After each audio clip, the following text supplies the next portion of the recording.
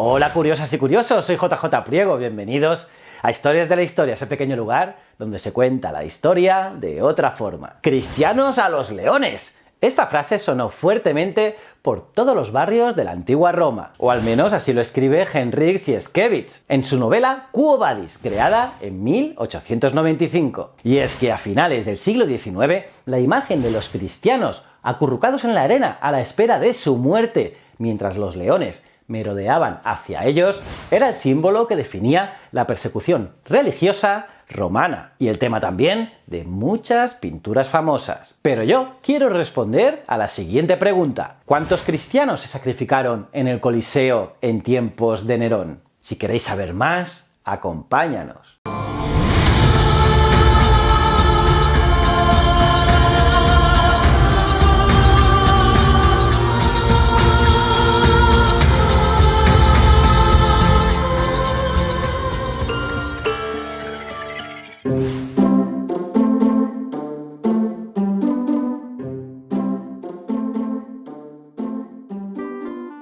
Supongo que para los que hayáis visto la película Quo Vadis, un clásico del 1953, os resultará familiar la escena en la que Nerón contempla cómo los cristianos son devorados por las fieras en el Coliseo. En caso contrario, os haré una pequeña sinopsis de la película. Bueno, y algún spoiler. Resulta que el general romano Marco Vinicio regresa victorioso del frente de batalla, y como recompensa, el emperador Nerón, interpretado por un extraordinario Peter Ustinov, le entrega a la esclava cristiana Ligia, de la que se enamora. Mientras, los desmanes de Nerón en el poder son cada vez mayores. En su delirio, manda incendiar Roma y culpa de ello a la secta cristiana, cuya fama va en aumento, y los romanos se sienten cada vez más amenazados por ella. Como veis, chicos, las fake news de los políticos existen, por desgracia, desde hace siglos. Pues bien, para evitar que sean objetos de represalias, Marco va en busca de Ligia y su familia,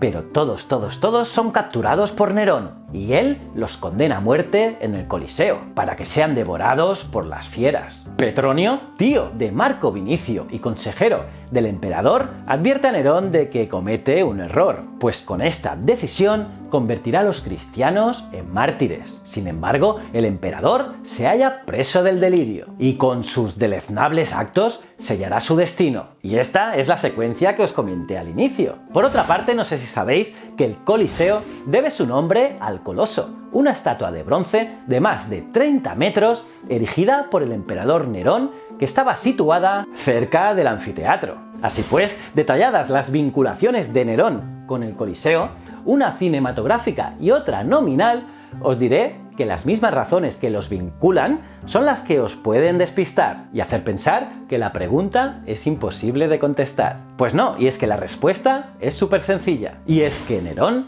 no sacrificó ningún cristiano en el Coliseo, porque cuando murió ni se había comenzado a construir. ¿Cómo os quedáis? Y es que tras el gran incendio de Roma del año 65, que por cierto, Nerón no estaba en Roma, el emperador planeó levantar un palacio digno de su megalomanía y también de su amor por el arte. Y así comenzó la construcción de la más extravagante edificación de la historia de Roma, la llamada Domus Aurea, la Casa de Oro. Pensad que eran 50 hectáreas de lujosos salones cubiertos de frescos, oro, marfil y piedras preciosas. Techos con compuertas a través de los cuales los esclavos arrojaban flores y perfumes. Un enorme salón cubierto por una cúpula dorada y que giraba continuamente, movido por la fuerza del agua. También jardines y patios fortificados, además de más de 300 habitaciones solo en la zona privada, y una gran laguna artificial, la llamada Stagnum Neronis. Y como no, una estatua de bronce representando a Nerón con los atributos de Helios, de también más de 30 metros de altura. Esta estatua se levantó en el vestíbulo fortificado de la Domus Aurea, pero Nerón moría en el año 68 sin ver terminada su obra magna. Así que su sucesor, Vespasiano, el primer emperador de la dinastía Flavia, ordenó construir un anfiteatro en el 72, precisamente sobre la anterior ubicación de la laguna de la Domus Aurea. En el año 80, su hijo Tito inauguraba el anfiteatro, llamado Flavio. Pero con el paso del tiempo, el anfiteatro comenzó a ser conocido popularmente como Colosseum, debido a la proximidad del coloso, en italiano Colosseo, pasando al español como Coliseo. Como habéis visto, chicos, el cuento cambia un poco, ¿verdad? ¿Cómo os habéis quedado, curiosas y curiosos? ¿Qué os ha parecido esta historia? Me lo podéis poner en vuestros comentarios. Los leo todos. Y nada, si te ha gustado este vídeo, dale al me gusta.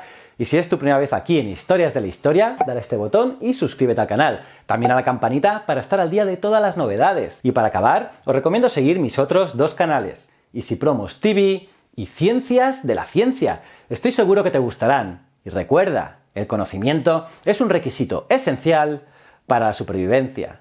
Muchísimas gracias.